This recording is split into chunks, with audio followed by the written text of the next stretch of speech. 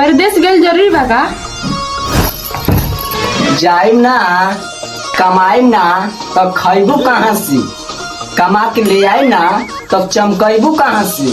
अब बताओ लाली और लिपस्टिक कनवाली पहनबू और झमकैबू कहाँ से? और बताओ पटीदारन की तू हमारा जरेबू कहाँ से?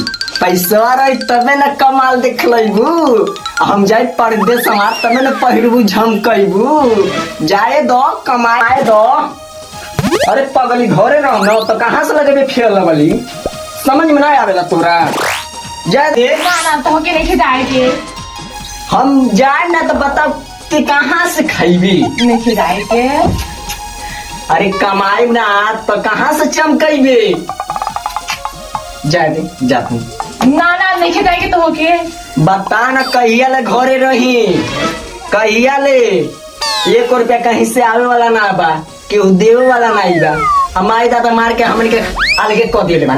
तब कहाँ ले मतलब के बा? ये को खट्टा कट्ठा खेतोत नहीं बा लेकिन जोताई आ गेहूं बुआई। जाए दे हम जाते कमाई। ना जा रहे दो। अरे पगली सब जाने के मेहरा रोएली आते हंसत है ना जा है दा। अब कहिया ना रहे दी 6 महीना से खाता नहीं ठोसत नहीं। आज लगा तो हो नहीं भाई नहीं बाहरे जाए कमाई खूबे खाई दे बनाई और पैसा भेजम न तो तेल चमकइए पढ़िए और अगली बगली लोग के जराइए ठीक है। जाए दे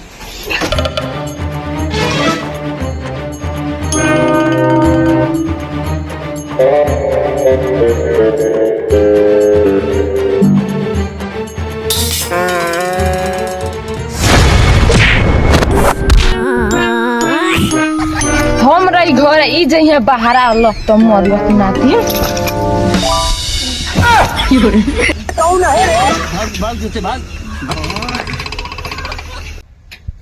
दादा बैगवा लेके तो गई।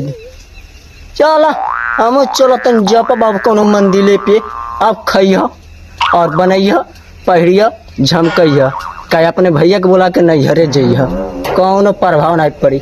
राम राम जपना सम्मल अपना।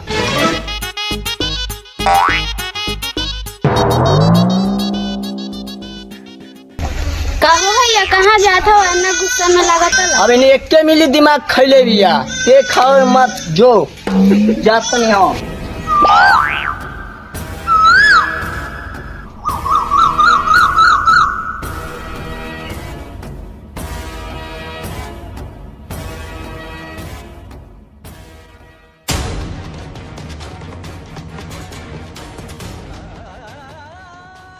बाबा की जय हो। कल्याण रहो। अरे बाबा कल्याण रहो कि लार रहो? कल्याण रहो। अच्छा बजरंगबली के मंदिर पे आकर बदतमीजी बात क्या बोले? अरे बाबा हम तो आज बने चेला बने खरती। ऐसे चेला बनी है बोलो तमीज नहीं बा। पहले बोल के ढंग सीख तो करे बात चेला बनबे। अरे बाबा बहुत बड़ा मिस्टेक हो गया। अब ना मतलब मिस्टेक होई अपन चेला बना ली बाबा। चेला बना ली बाबा चेला बना ली। जोर से बात कर। ए बाबा हमार मौगी ना बुझती है परेशानी ना जाए देती है बहरा। हम घरे रह के का वही तर काटी अपन जवानी यही मारे अहनी है बाबा। चेला बना ली बाबा चेला बना ली। चेला बनाई वही शर्त पर हाथ उठा कसम को कबू जेबे ना मेहरारू के पास। सारी दिमाग से निकाले पड़ी बच्चा। कौन करोड़ का पहले भी कच्छा तब तो हो जेबे बर्बादी बच्चा। अरे बाबा हम ना करब ऐसा वैसा कोनो काम कि रौरे हो जाए बदनाम। अरे बाबा हब तो हम रहब रौरिये धाम।